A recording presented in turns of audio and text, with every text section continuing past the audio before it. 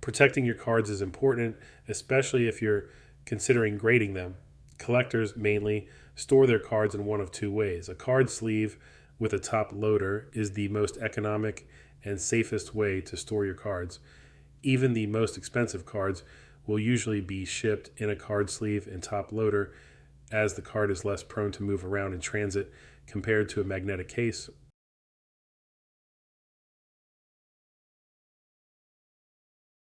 A card sleeve is a plastic sleeve used to protect the card. These are sometimes referred to as penny sleeves as they are very cheap to buy.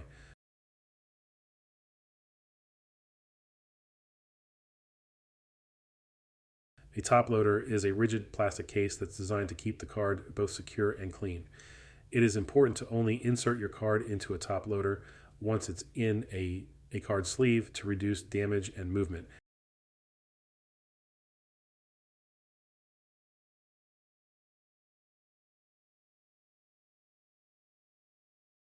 A magnetic card case offers a more premium solution to store your cards.